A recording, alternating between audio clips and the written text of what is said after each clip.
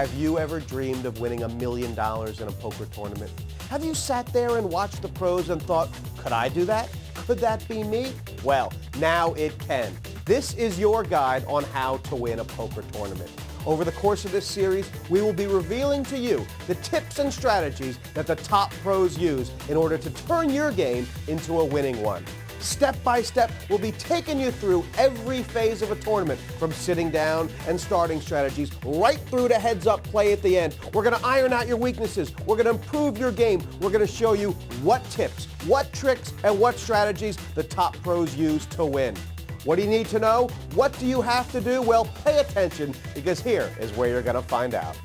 Helping Jesse through the highs and lows of poker are two of the world's best players. Noah Bokan, a rising star of European poker with 2 big wins already under his belt. I won the EPT in Copenhagen last year and the British Poker Open this year in London.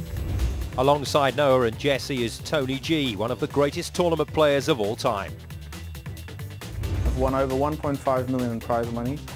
I'm the WPT Bad Boys champion and I've made 40 final tables in my career. And giving you a unique insight into the game, one of poker's true legends, a winner of the World Series of Poker Tournament of Champions, Mike Sexton. You know, you need to love the game, be passionate about it, and one thing I can guarantee you about poker, anyone who wants to become a winning player can do so. Tony, I know that you are a great poker player, and obviously you've got a lot of talent, but do you think that you could turn an ordinary person into a winning player? Definitely, and I've done it before, so I feel confident I could do that, and I could help everyone to become a really good player. What's going to be the most important thing that you're going to give them? Confidence. Confidence and desire to win. Once I can give people that, the rest is pretty easy. When you sit down at a table, what's the biggest mistake you see people making right off? The biggest mistake I see people make is that they get involved too much with their hand. They love their hand and they just don't look what happens around them, because that's what you have to do. You have to see what your opponents are doing, what the board is coming. So don't get carried away with your hand, but all the factors, you have to take them in account. What about a mindset when you sit down at a poker table? What should you be thinking right at the start? Right at the start, you should always be thinking about winning the tournament, but you can't win them on day one or right away on your first table. So the most important thing is just to play solid poker and to play smart. Have to be smart. Let's get straight into the action and break the tournament down piece by piece, starting with phase 1, the very beginning. Make correct decisions. It's very simple. If you make enough correct decisions, you're going to be a winning player. If you make poor decisions, you're going to be a losing player. Poker is just that simple. Well, there's a lot of mistakes you can make early on, but perhaps none so big as doing your stack unnecessarily. Let's check out what Vinnie Jones did early on in a multi-table tournament. Now, Noah, you were saying that you like to play sometimes a lot of hands, but is there a limit to how deep you should go in a hand before you flop anything? Early on, the blinds are real low, so you want to get involved when you have a hand, because stealing, you're just going to steal the small blind, the big blind, which are low. Unless a lot of people are in the pot, then you can break a hand and make a lot of chips. Here's Vinnie Jones here. He's got ace-10 suited in the small blind. Okay to play for cheap? I wouldn't play. I mean, once they've limped in, I would raise it. I would try to build it. It's a nice hand. It's still a hand that you're going to miss most of the time on the flop. So he could make it 6,000, 7,000, get the bad hands out. On that flop, that's just nothing for ace-10. You have no business. Yeah. Because he kept the big blind in with deuce 3. Look what he flops, a deuce and a 3. So, I mean, you raise there so you can kind of define people's hands? Yeah, and you just pick up the money without any I would raise. I mean, I don't want to limp. If in that situation... Now he even calls on the flop where what you want to do. Like he has nothing and he's so far behind against the 2-pair already. Now he does catch a card that he could make a big move on, but this is now a situation once you've played a hand like this where you can make a big check raise, but you can't. He betted himself and got called.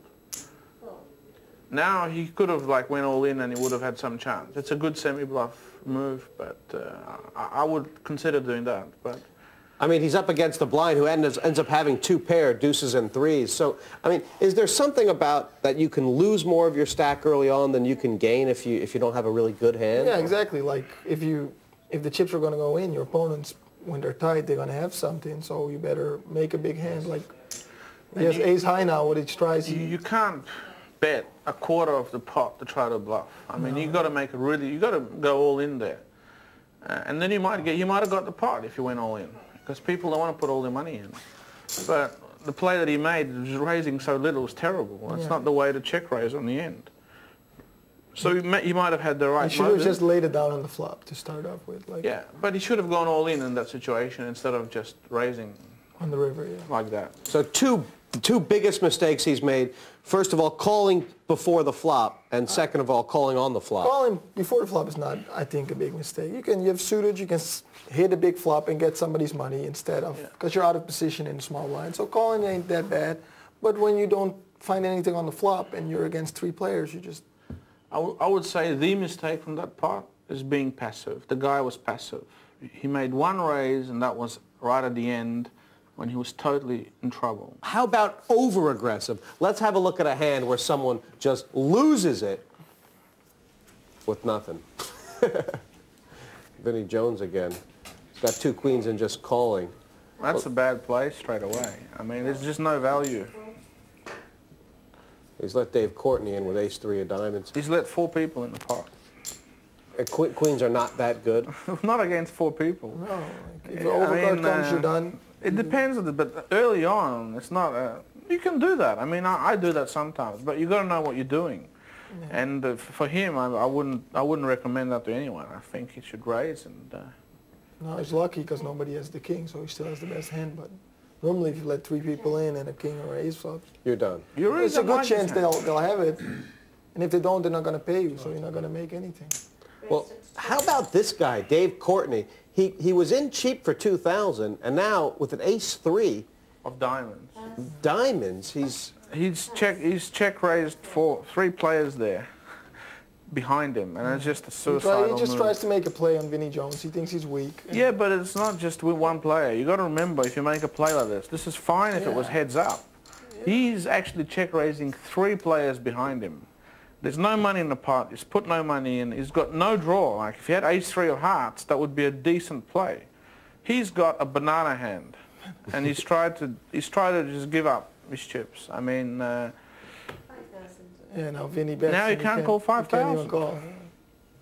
He's like, you got me. Okay. I'm out. Now he's nearly got odds to call for the ace because of all the money he's put in. So. It's yeah, it's just, you know, it's terrible to do. Do not check raise into 3 opponents in that situation. There's no value. Early on in the tournament when you have no business at all. Yeah, and what's last? I mean, it's good to be aggressive, but you have to know when to be aggressive. Yeah, that was just stupid aggressive. But what about protecting my blinds at this early stage? Do you have to worry? I mean, the blinds are small, 1 in 2,000. How do you play a big blind hand? I just want to play every hand on its merits. Depends of the opponent, depends of how I feel, how I'm running at the time, depends on what people think about me. But most of the time I will call my blinds because I don't want to be bullied around. But people already know that, so you've got to keep every factor in your head. You have to think about who's the guy who's stealing your blinds. Is he tight? Is he loose? What has he been doing so far? And when it's the start of the tournament, you don't know much about it, so when you have nothing, you can let it go, but don't let it go all the time because they'll be stealing your blinds every round. Well, there could be unnecessary stealing. Let's have a look at this hand and see early in a tournament if someone is just trying to make a point with no hand.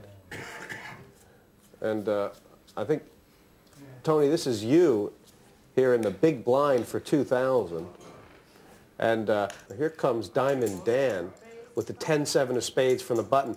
Is this a legitimate play, making it 5,000? It's a legitimate play. I mean, he's made a play, but he knows I'm going to call. Now I have value. I mean, virtually against him, any 2 cards, I'm going to call. But I'm not raising. I don't want to get involved. Now, I know my hand's very likely to be good. I'm having a chat to him. I'm feeling him